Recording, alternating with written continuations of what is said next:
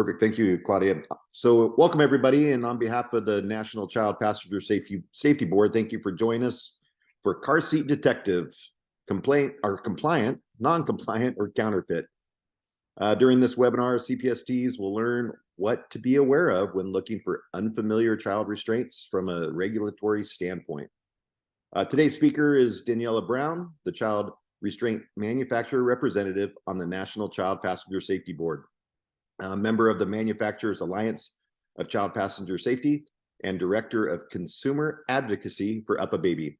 I'm Scott Downing. I'm the Vice Chair of the board and also the EMS Fire Representative for the National Child Passenger Safety Board. We planned some time at the end of the presentation to answer questions, so please enter your questions into the Q&A box at the bottom, and we'll get to those at the end of the presentation. Thank you for that.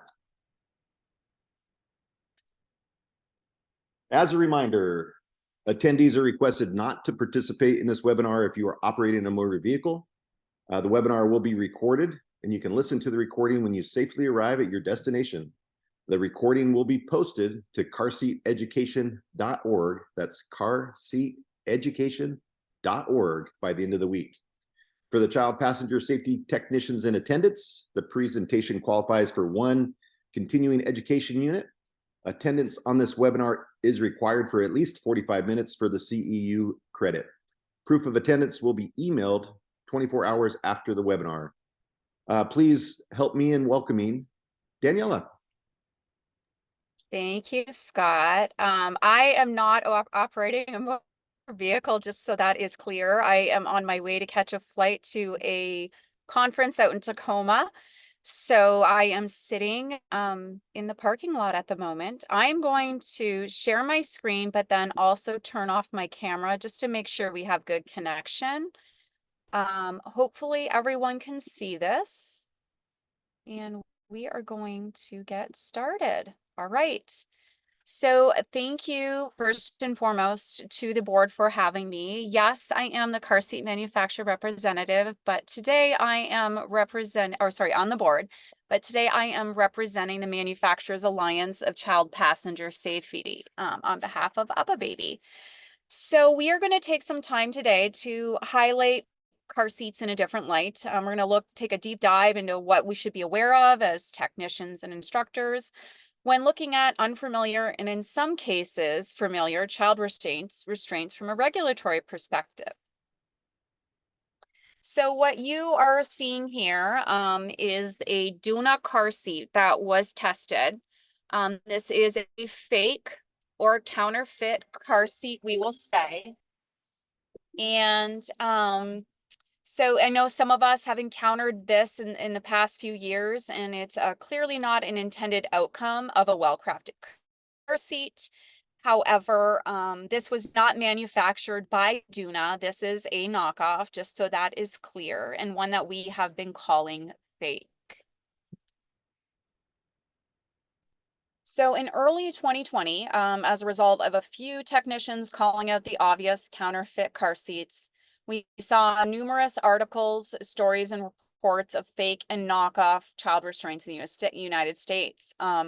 Hopefully, by bringing this information to light in the CPS communities, the MACPS, we're hopeful that we'll be able to look more closely at car seats and booster seats and harnesses, and you'll be able to recognize the differences, so you can communicate that with parents that you are working with.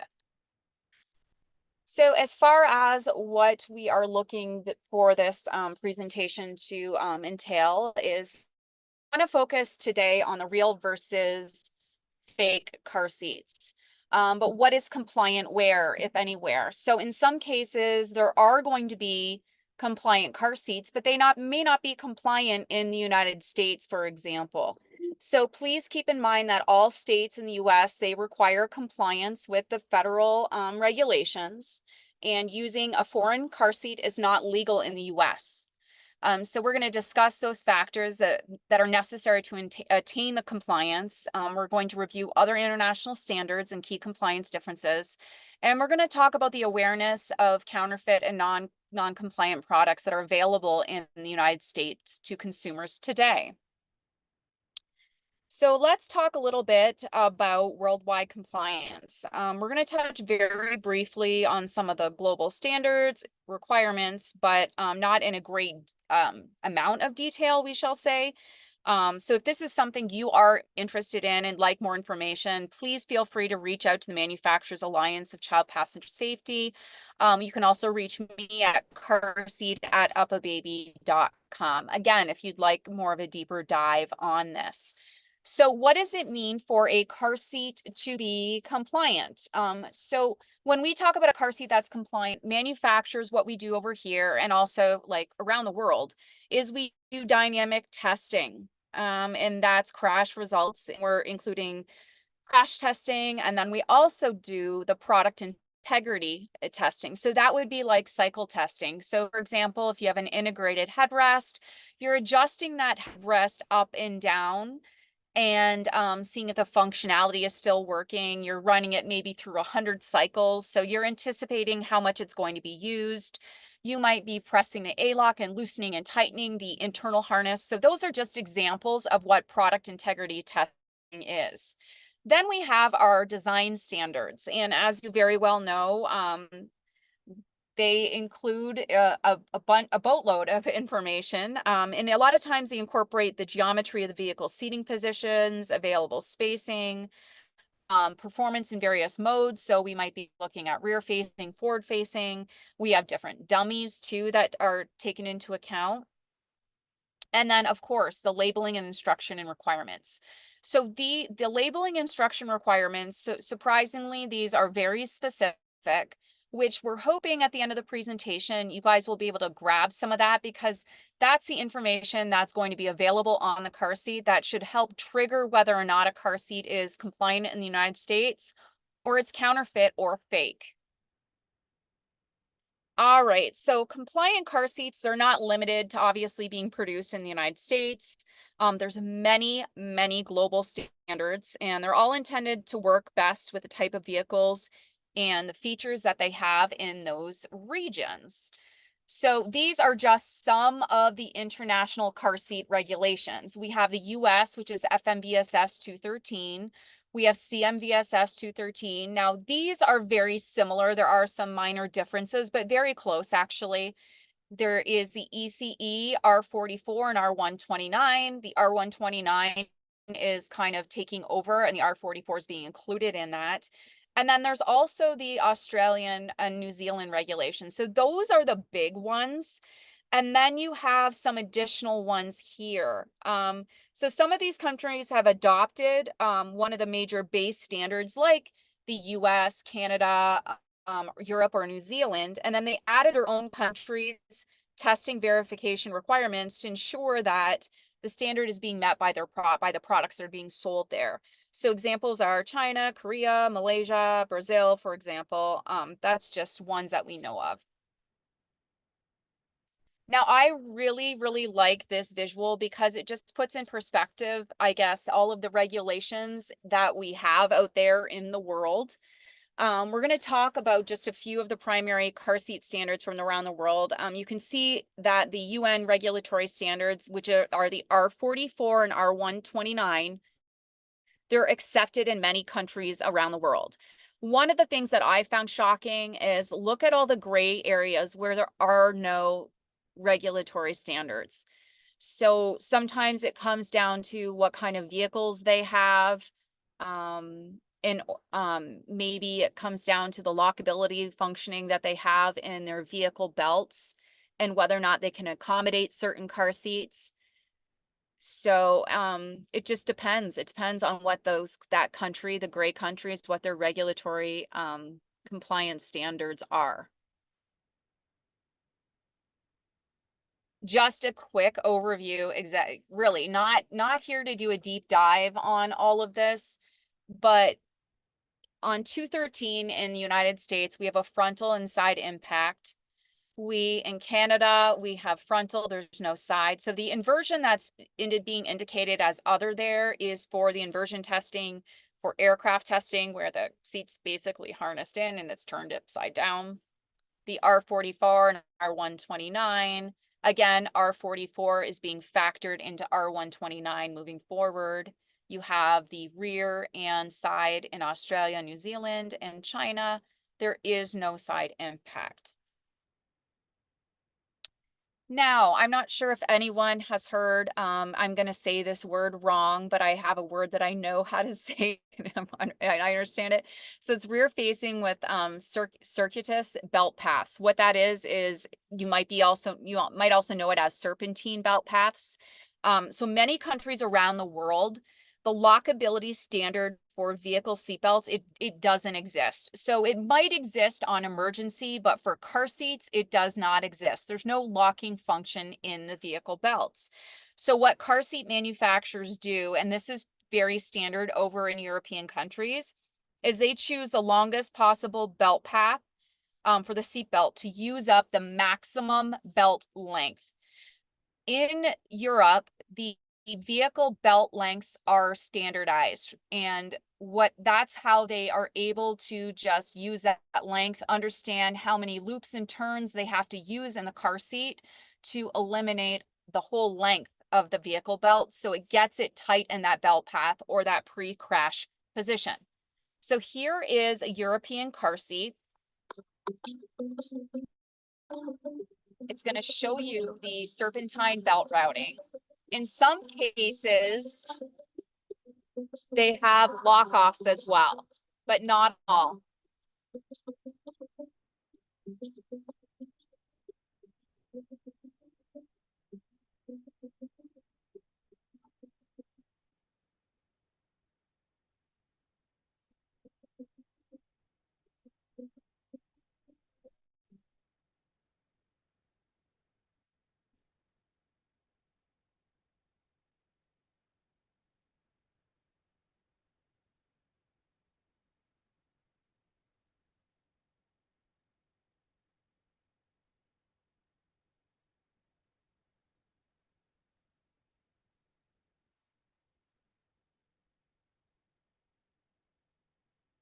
So I think that video is great, just because it explains it's obviously a different vehicle routing than we're used to seeing. In this case, this car seat does have a lock off, like I mentioned. Not all of them do, but it's installed very similarly, where you are pushing down into the seat bite of the car seat and you're pulling up on excess webbing to get rid of that slack in the lap belt portion, and you're locking it off. But this is just another way of how they install car seats when they don't have a vehicle belt that locks the car seat in place. But so now let's get into the United States and FMVSS 213. So this is what we are really focusing on today, about what is legal in the US. All right. This right here is all of the components of child restraint systems as part of FMVSS 213. You will see this in a few minutes, but there are prescribed labeling requirements. You'll see S5, S5.5, and S5.6 are all in bold, because that's what we're going to be focusing on, simply because these are going to be good indicators for you to identify if a car seat is compliant in the US or if it's fake. We also have many prescribed requirements for instruction manuals, which are non-existent in other regions and countries, for example. All right, now this right here is an example of the FMVSS 213 labeling requirements. This is what it looks like. All right, 1, 2, 3, 4 is what we have to follow, and what we're doing is we are just filling in the blanks. And then in some cases, you'll note that, okay, in these 4 numbered sections, we can only fill in the blanks, and we're required to print, which are in pounds and inches, that are in the metric system in parentheses. So obviously that's kilograms and centimeters, and then it has to follow in this order. So this is your end result right here. This is a PREA 85, and this is an example of when all the labeling requirements are followed, we end up with a label that sometimes can be confusing. So over on the left-hand side, we have only use with infant weighing less than 22 pounds, but then it says use only with children who weigh between 5 and 40 pounds and whose height is 40 inches or less. That's on the rear-facing side.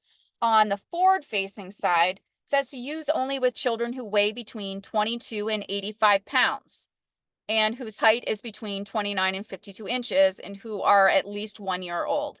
So it also kind of goes against that best practice as well. So that 1 year old forward facing is all part of the regulation for labeling, and that's why it's on our car seats. So these might be indicators, knowing that that's on there. This might be an indicator as to, is this car seat compliant or non-compliant when you see that statement. Oop, hold on a second here. There we go. Okay. So then we have our ATD family. Now the ATD, it stands for anthropomorphic test devices. And we refer to these as ATDs or crash dummies. They're used worldwide, similar in nature. I know the new FMVSS 213 standard has like slightly different variations with this. But what we're looking at here is we are looking at a 5th percentile female, 95th percentile male on the vehicle side. Then we have Krabby, which is a 12-month dummy, and that is in the red. And then you have your 3-year-old and your 6-year-old. You'll also notice that there are some holes in their head, there's holes in their feet and their ankles. That's where they attach all of the instrumentation. So here you can see a pre-crash setup. This looks like it's the 3-year-old. And there are cables that are going into the neck, cables that are, and then you can see the cable coming down. Those are sensors and accelerometers. There's targets on there. Why there's targets on the dummies is so that when you can freeze a video in place and take data from frame to frame. So you might want to see how fast, or you want to blow up a certain interval in the test. You can do that by looking at these little targets. But we're looking at neck forces, head excursion, chest G's, abdominal forces, lumbar forces, a boatload of stuff. This is just an example of what the test setup looks like. Now let's talk about compliance in countries other than the US or possible counterfeit. Now, again, I'm not doing a deep dive into these, but I am more or less going to point out some differences where on your side, it might mean taking that extra step and doing a little bit more research to find things out. So if you have any of these that come in at curbside while working in the United States at a car seat check, then hopefully you'll think about this presentation and remember some of these takeaways. All right, so potential red flags. We have a non-US number. US country code is +01, so anything outside of North America will have a different code. But then in this example, we see a label from a trusted US manufacturer. However, as you dig deeper into it, you see the customer service numbers are from Australia and New Zealand. You'll also see that it has a certification here in the lower right-hand corner, so that there might be telling you, okay, this looks like it's a compliant car seat in a different country. And maybe at that point, it's having conversations with the caregiver. Maybe they're over there visiting. Maybe they are over there on an expat assignment. And then obviously further conversations need to happen discussing what the regulations are over here and the type of car seat they should be using. Another potential red flag is those foreign languages. So you might have multiple Slavic languages, Hungarian, Romanian, Polish, Greek, Italian. This might be a red flag where we are not, it's not regulated in the United States. This is a red flag of not being regulated in the United States, but it might be compliant in another country. Foreign languages. So these products could be compliant in other countries, but you need to take a few extra steps to ensure it's compliant to FMVSS 213. And if it's not, or if there's any question, you have to advise the caregiver that their seat obviously can't be used in the US in any state, and to replace it because it's against the law in the country. So again, it's coming down to maybe needing to do some additional research. And once I just want to reiterate and drive home that although it might be compliant in another country, it is not compliant in the United States. Here's another one where there's incorrect grammar or spelling. press the button to adjust the position of the handle. And you obviously see there is Mandarin or Japanese. Unfortunately am not familiar, but that's obviously a red flag here too. Here is a car seat that is being sold in the US at lovinglane.com. Okay. So in this case, you might have an person outside of the United States and they are trying to sell the product in the US. So obviously counterfeit, right? And here's some red flags here. Portable travel car seat is available in 6 different countries, and we're the only company that carries this in the US. Well, I think that's a bit of a red flag, as well as expedited fast shipping. I know on the manufacturing side, we never promise expedited fast shipping just because we don't want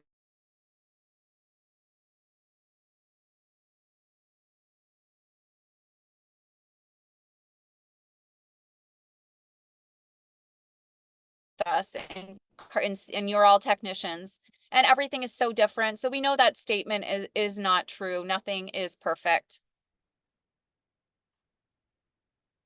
Golf carts.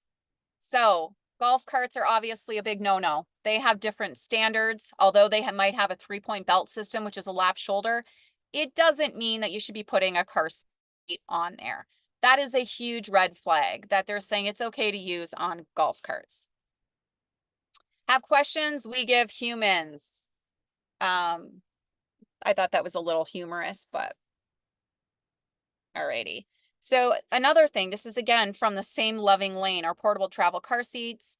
Our parents' dream come true. They're very popular with our customers on golf carts for added safety and protection. It's a bit of an oxymoron, I think, there, but especially when you're already a little nervous about the grandparents driving that bad boy at night as it is. So that could be a red flag. What do you guys think? All right, here's another one. So foreign compliance labels. This is the Chinese certification here, the CCC. So it's compliant, but not in the United States. It's compliant over in China. So again, compliant, but not in the US. It's not a fake. Here are some other foreign compliance labels. We have the Canadian seal. A lot of times this is on the bottom, or you will see it on the inside of the fabric cover. In a lot of border towns, I know we see this quite a bit.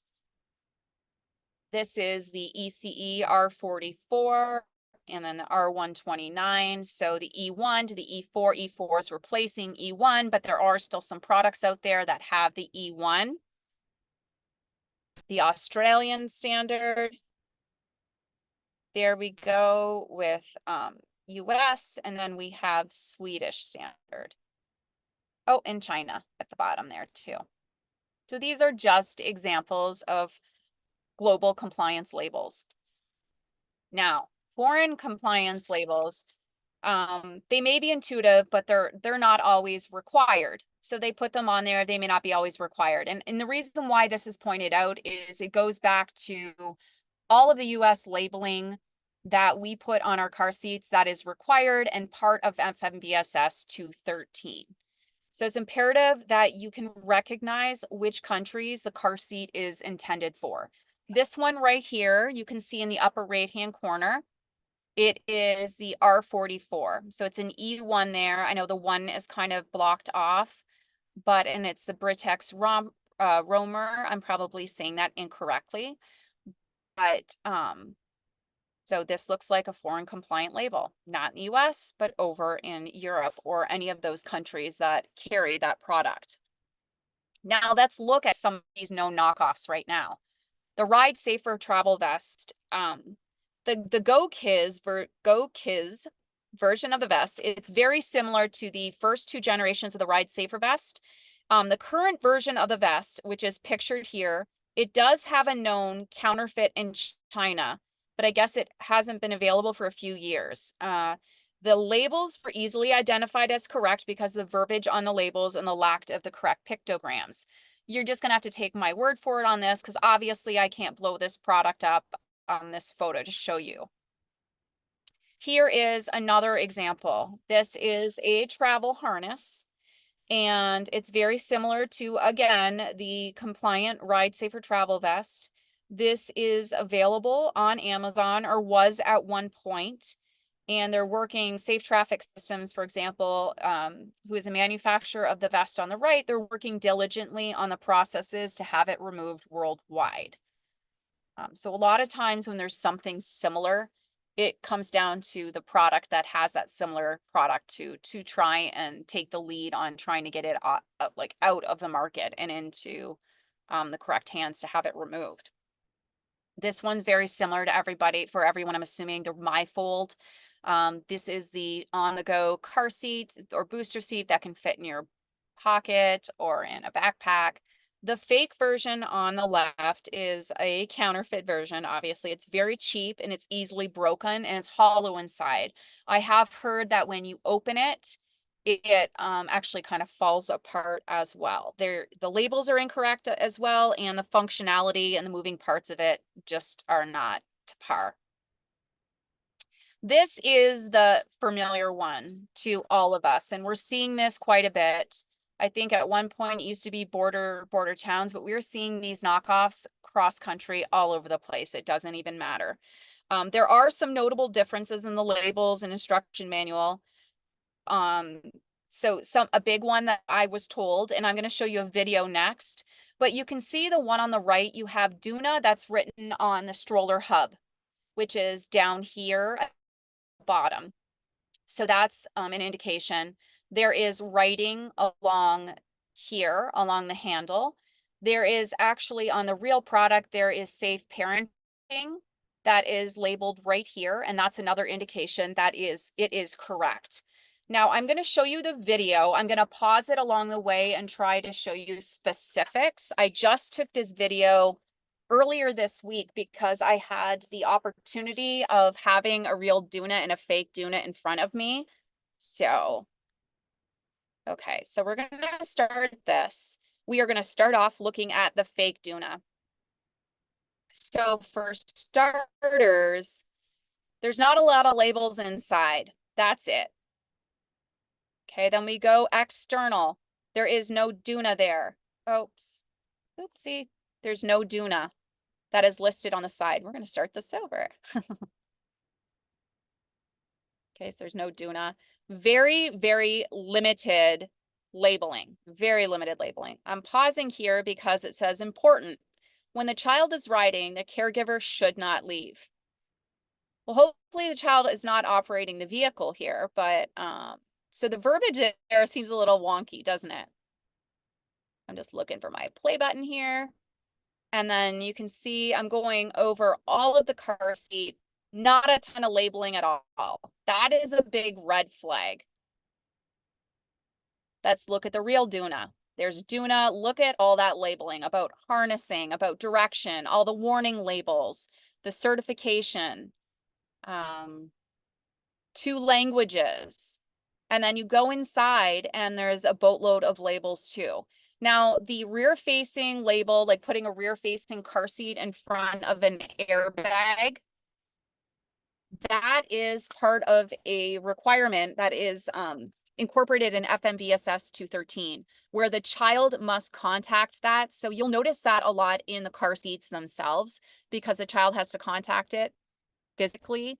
And I'm assuming it's because that way it's front and center for the parent, and they're hopefully paying attention to the fact that you shouldn't be putting a rear-facing child in front of a live airbag. So, and I'm happy to share this video too if anyone wants to reach out to me for that, carseat@upababy.com, or you can reach out to Kendra at the board as well. So moving along, let's talk about some curbside messaging. So labels, so looking at compliant products, and when we're talking about compliant products here, we're talking about US products, okay? So the manufacturing contact information. Here you have this, and you also might have designed and engineered in the US, patent number, whatnot. This is pretty typical on a US car seat. And then you have all your model information as well. I understand that sometimes it is a bit of hide and seek trying to find the labels. For example, this label is what I'm referring to, and this is your model or serial number and manufacturing date. It can be a little bit of hide and seek. There is nothing dictated in the regulation as to where it has to be located. The information, yes, is regulated. I know that some of us have them molded in plastic. Some of us have it under the seat. There's a manufacturer that puts it under the left leg of the occupant. So again, it's not required, but this might be something that you go and look for. And at a car seat check, this is the information we're supposed to be looking at anyway to put into our car seat check form. So spelling and grammar, this is just an example of translation. Okay, so here is a correct ride safer travel vest instruction manual warning. Okay, and then we translate it into correct Chinese. And then from there, let's say you Google Translate it back to English. So failure to comply may result in emergency brake or impact of the vehicle. There was an impact inside the child and the carriage. This product is only available. This product, or sorry, please adjust the vest tightness and car seat belt next to the child. The car seat belt can refer to the steam. In a lot of cases, what you're seeing in non-compliant products is you are seeing stuff that is possibly thrown into Google Translate. And so you have that mismatch in grammar and spelling. Red flags for obvious reasons. All right, so the ECE, which is like R44 and R129, those instruction manuals, just a lot of stuff in general is based on pictures. That's how they do their manuals. That's how they do their labels. And obviously over here in the United States, we tend to over label. Again, some of it's a lot of it's required. And there's a lot of information in our manual. Some of it's regulatory. There's a lot of warnings.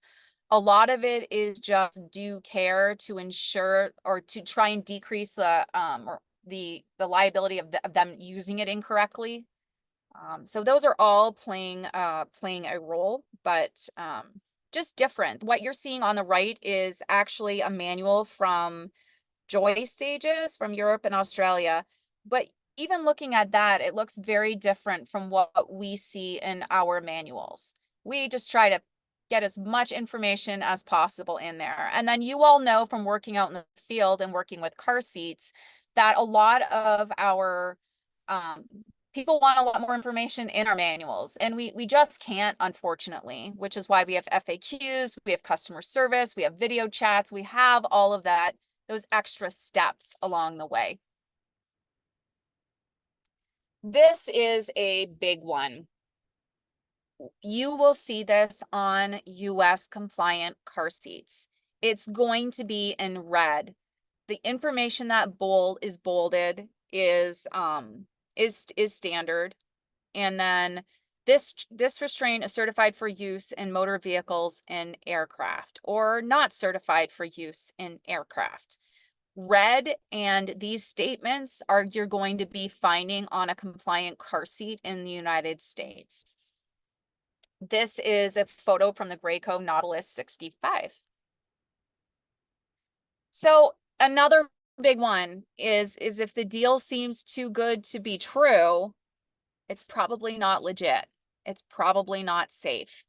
A lot of this information comes out when we're having the conversations with caregivers. We're talking about, and a lot of times they want to offer the information because they got a great deal on this. And I'm the same way. I find something at Target that I love and I get complimented on it.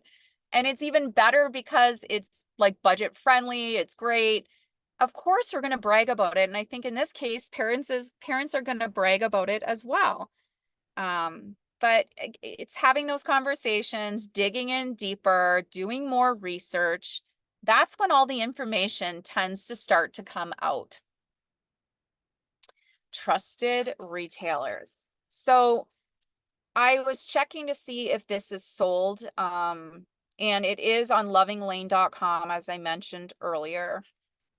This is obviously an example of a non-trusted retailer, and it is kind of scary. And the reason why I say this is, well, first of all, you have your what is it? Your prices that are chopped in half, but then check out this video.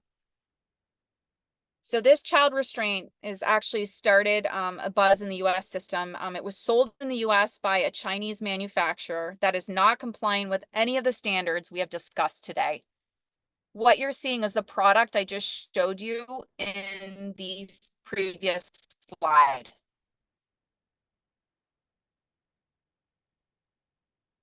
It's crazy, isn't it?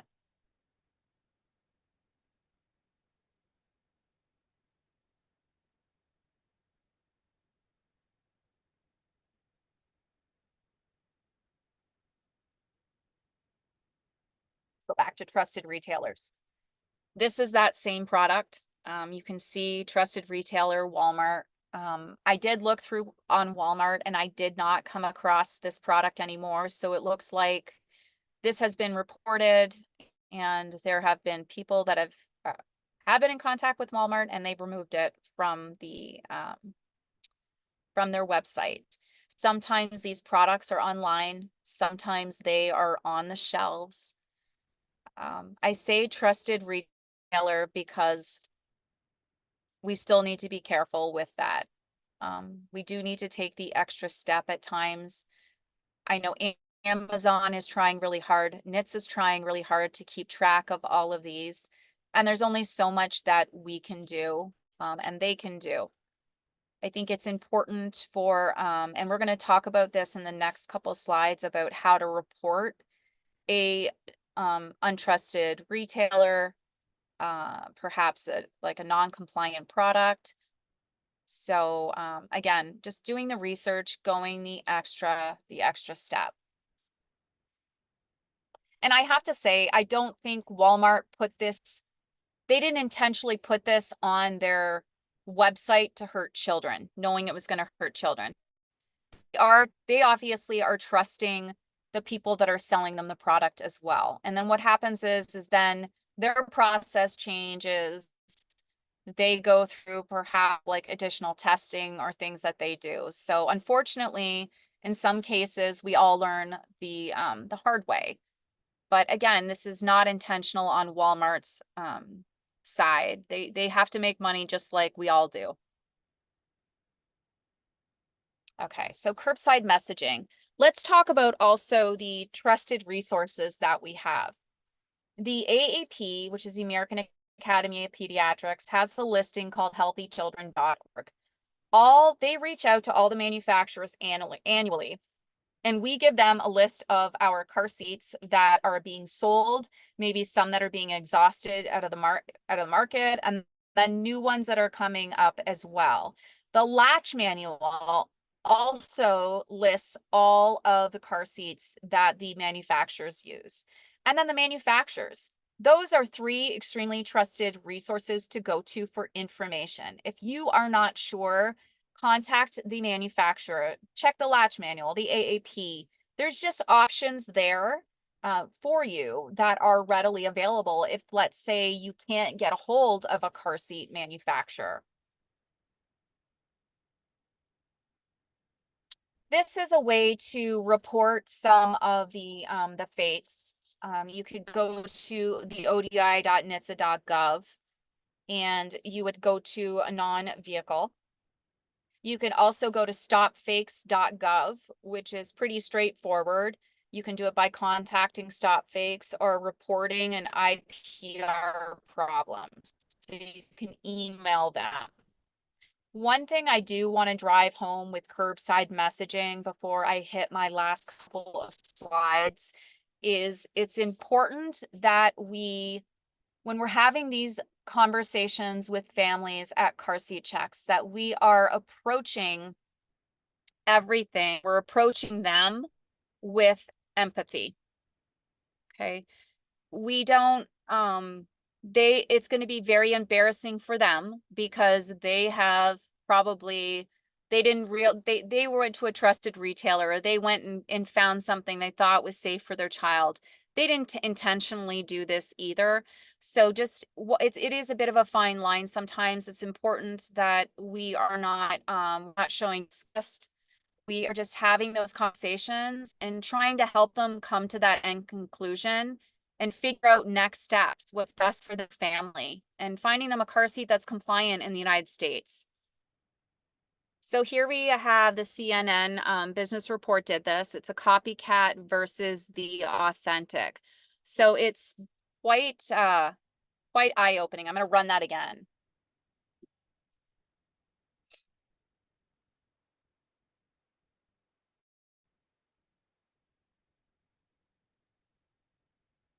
So it's all this information that I shared with you guys today. Hopefully it helps you at the car seat check events. And then it's important to share the information as well if you're having a conversation about how to identify this. Talk about, if it's a big deal, if it's like you get 50% off a product when normally like it's obviously it's unheard of. That's a huge one. Just like on the form. Then when it arrives, is really being at the car seat and understanding everything too. It's not easy, but maybe we as consumers and as technicians, we can get to a child before they're seriously injured and a product that's non-compliant or fake. So is there anything that I can clarify? I am going to, I will come off of, I'll stop sharing. Sorry, this is our contact information, Manufacturers Alliance, CPS at Gmail.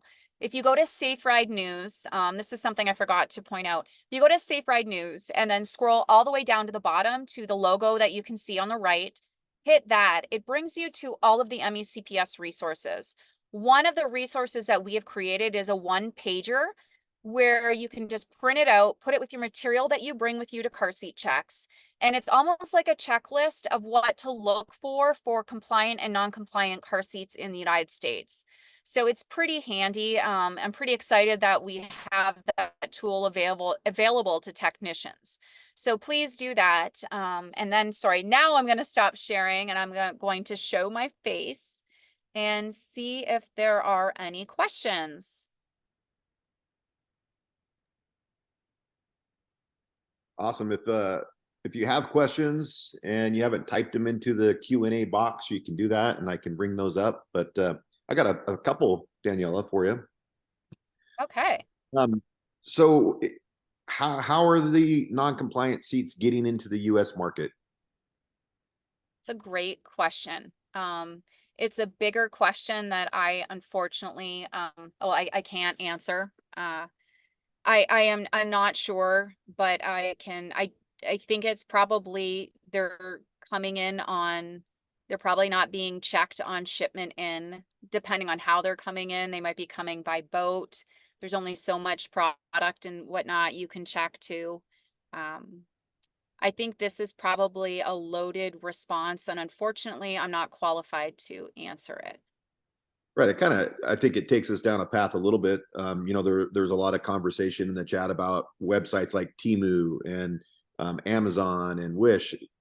I've ordered stuff from overseas, and it clears customs, and here it comes, not a car seat, obviously, but other products. So what's the message that we can share with with the families that we're trying to help in regards to those websites and kind of reiterate those things that you said? If it's too good to be true, it probably is the deal.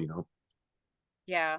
And I think that's what it boils down to, Scott, is if anything is ever in question, kind of check out those resources. If you're going to purchase something online, and I know that consumers don't necessarily always go there, and it's a matter of us being that source of education.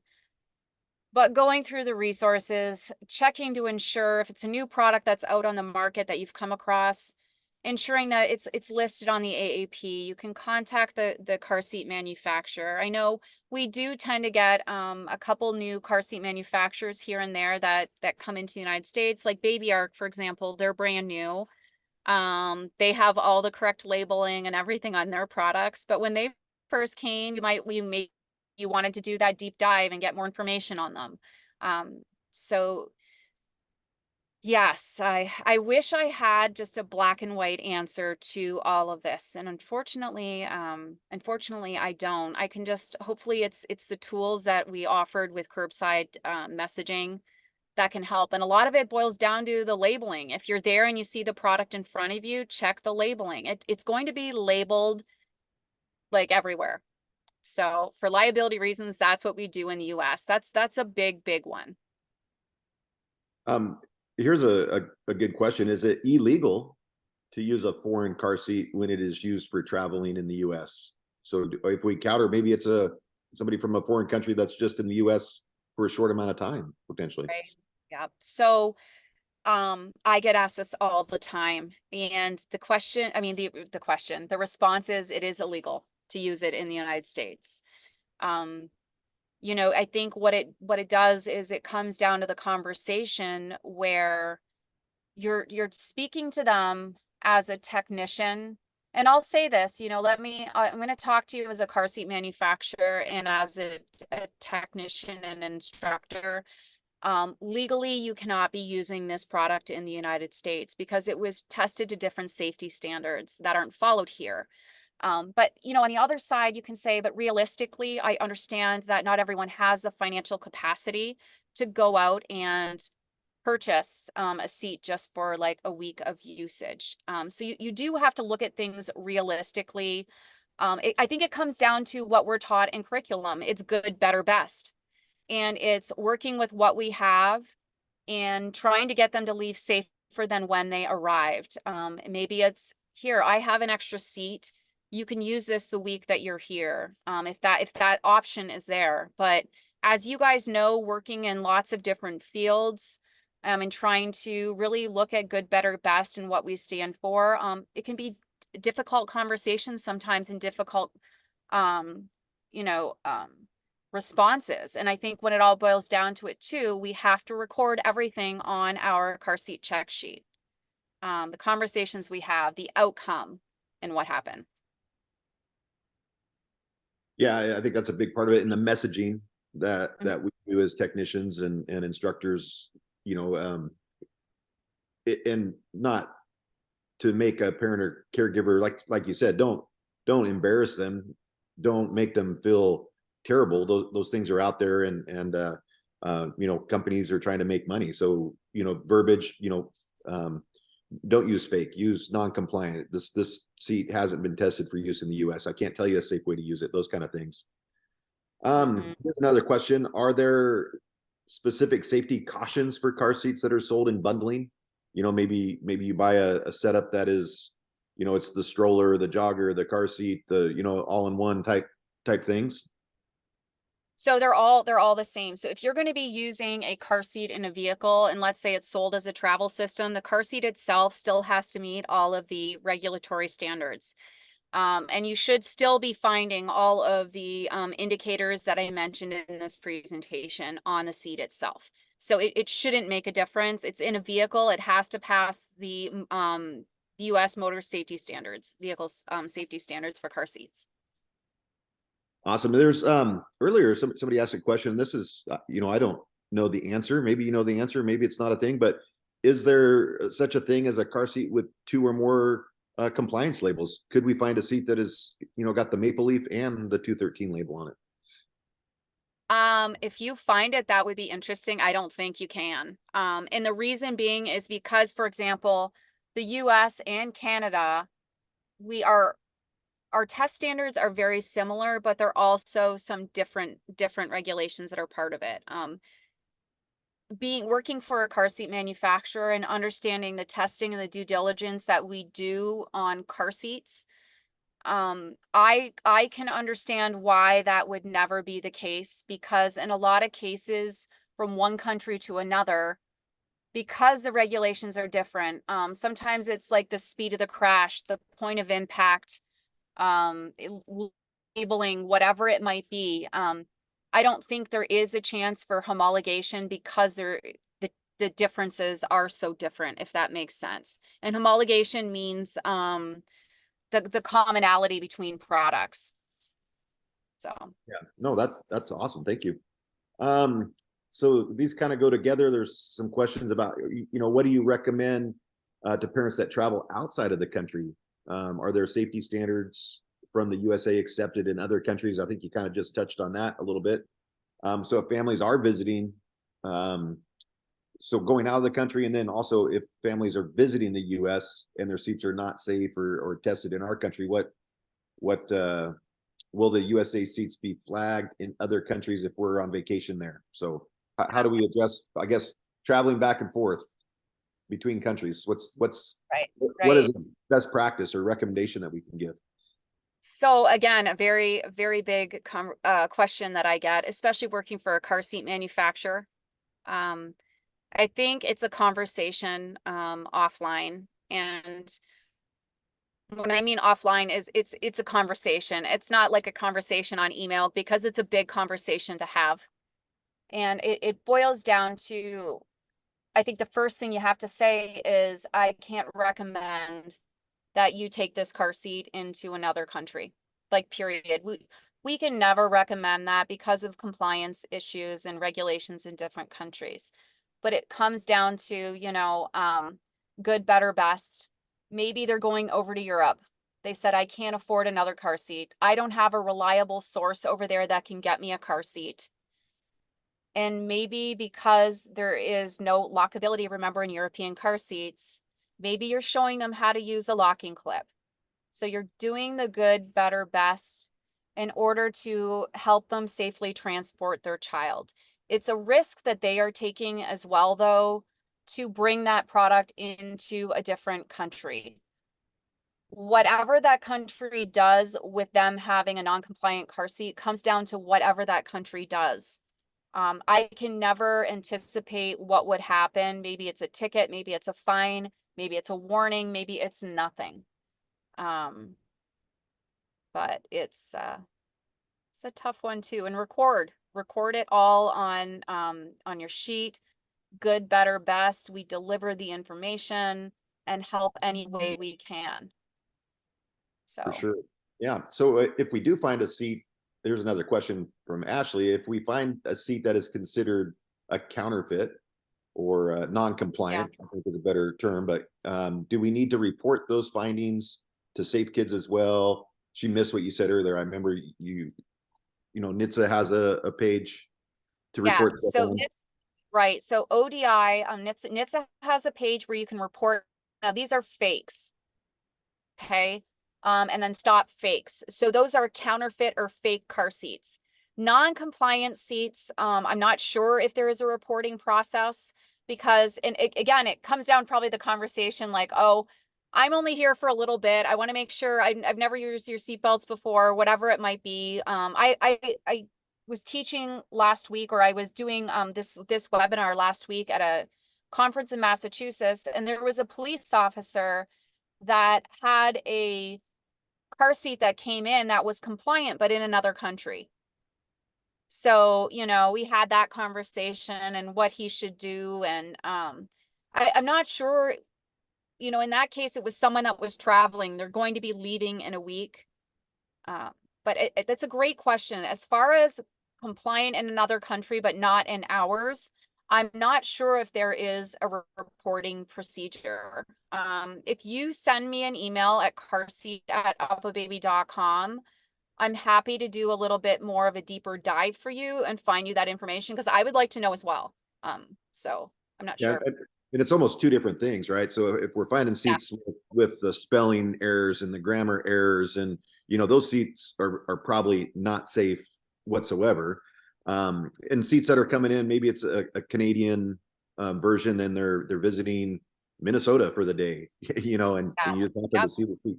So understanding those labels, the E1, the E4, the Maple Leaf, understanding that those are compliance labels for those countries, and that's where that seat was originally sold. Those are important things to remember. But if we do encounter seats that you believe are fake, that are coming in from from a foreign country via, who knows, Amazon or an online site, then those we should probably definitely get on there and report so that we can stop those seats from coming into the US. Real quick, a couple, you had mentioned some references that are found in the latch manual, I think. There was a reference to the MACPS sites, is that correct? Yes, yes. So here, I'm gonna put this in, I think, is the chat, oh, chat might be working now. Let me see, I will put, oh, it looks like I can't put it in here to I don't know if everybody everyone. can see the Q&A or not. So I know the Yeah, chat. I can put it in the Q&A. No, and because I'm a panelist, maybe I can't. You guys, I've asked these guys, I've been having technical issues since like I got on. But if you go to saferidenews.com, okay, pretty easy. Scroll down to the MACPS label, and then on the left-hand side, there's some spots where you can gather information and what are resources, and one of them is a sheet that you can download for car seat checks that will help you identify non-compliant seats or car seats that are fake. .gov is the report a car seat that is not that's counterfeit or fake in the United States as well. And Daniela, if you want to send me all of those resources, I can send them out to everybody who is on this webinar. And then there's been a few emails also asking for your videos. So if you have the links to those, I can send those as well. Yeah, Yep. I can definitely do that. Some of those are public information. You guys can have my homemade one too. You're all welcome to use my homemade Duna one. So yeah. Awesome. And we'll make sure to include Daniela's contact information in that email as well. Kendra will make sure that goes out. So with that, oh, sorry, it'll probably go out by the end of the week because I am at the Washington State conference right now. perfect. And I'm on my way. That explains the name tag. Hello, I'm Kendra. Thank you so much, Danielle. As always, it's a pleasure to listen to you, and your depth of knowledge and your presentations are always spectacular. So thank you so much for presenting today with some great information. Just before we go, just a quick couple things before we sign off. We hope that you are enjoying the NCPSB webinar series, because as a board member and as the board, we sure love delivering them, and we're having a great time doing it. So we hope that you're enjoying them as well. We hope you'll join us in April for another CEU webinar, Consumer Reports Research in Vehicle Rear Seat Safety. Consumer Reports Research in Vehicle Rear Seat Safety. That's a lot to say. I had a crown put on this morning, so my mouth's still a little numb. I'm struggling with my words. Visit cpsboard.org//webinars to register or to scan the QR code on your screen. We'll get you registered for that upcoming webinar. We've been busy working on the 2024 Child Passenger Safety Technician Certification Training that will be coming out before you know it. And now we need the help from currently certified CPS instructors. If you're interested in serving as a field reviewer, please scan the QR code on the screen, and that'll take you to a place to sign up if you're interested in becoming a field reviewer. If you're interested in making a welcome video clip, please visit carseateducation.org/welcome-video, and that will take you to a site where you can sign up and create a welcome video as well. With that, thank you. The recording will be posted soon, next week, I suspect. And then, as always, we sure appreciate your participation. And Daniela, once again, thank you so much for your presentation today. Thanks, everybody.